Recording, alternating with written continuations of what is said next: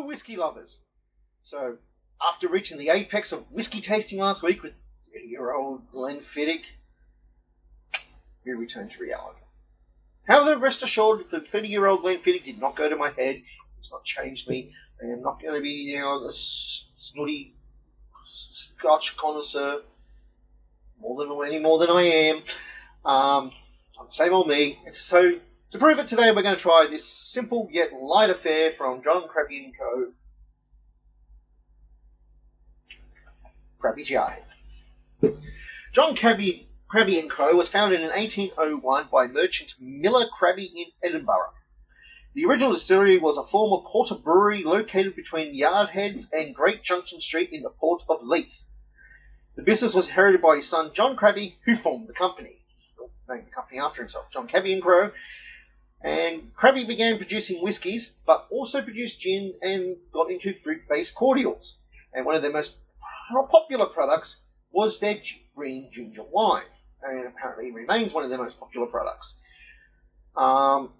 In the 1980s, John Crabbies & Co. were acquired by MacDonald and Muir, owners of the Glenmorangie Company, and as often is the case, they kept the brand distinct, so it pretty much just ran itself, and they eventually sold it to Halewood International in 2017.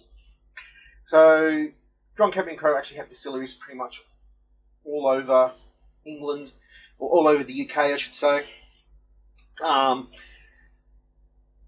and thus still produce their wine, their ginger wine, their fruit-based cordials, and of course their whiskey.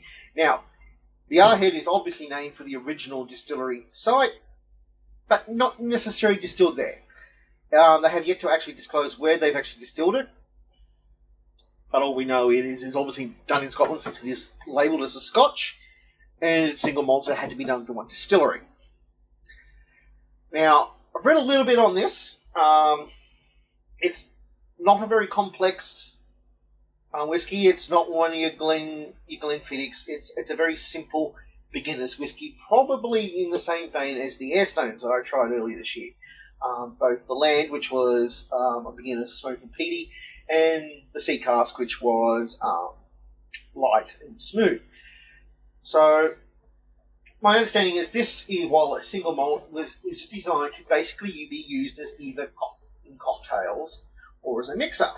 So it's a very light, supposed to be very light, very simple. But, I'm not going to hold that against it. We're going to give it a go. I'm sure it will be perfectly fine.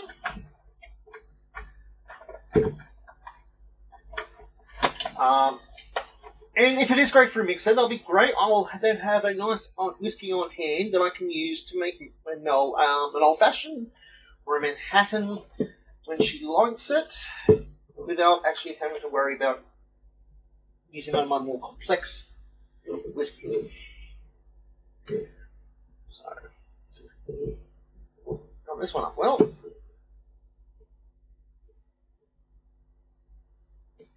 we go.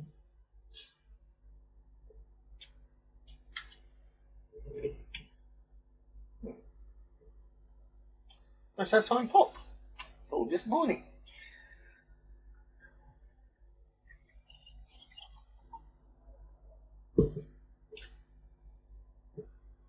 Alright, so it's a very light colour.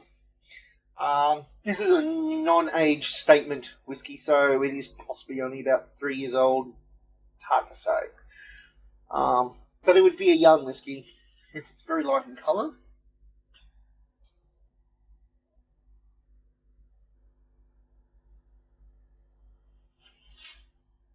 Very light citrus smell. Almost very lemony.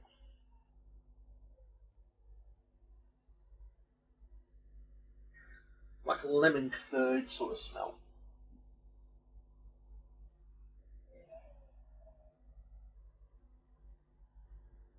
Light woody afternotes lingering there on the nose. There we go.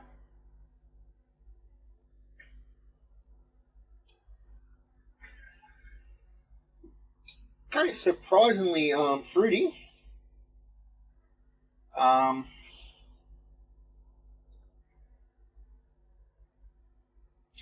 It's very light.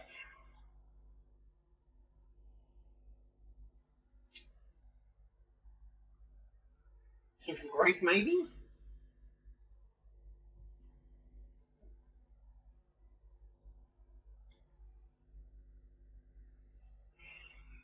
Small bang. Like I said, it is a very simple whiskey. I'm not getting the more complex flavors that I am used to with some of my other types, but it's not bad. It's quite enjoyable. Um, Probably a little unfair to be doing it after the 30-year-old, but no, I like this. This would be great for people who aren't necessarily whiskey lovers. Want to get them in. It's very light. It's a pretty taste. It's smooth enough.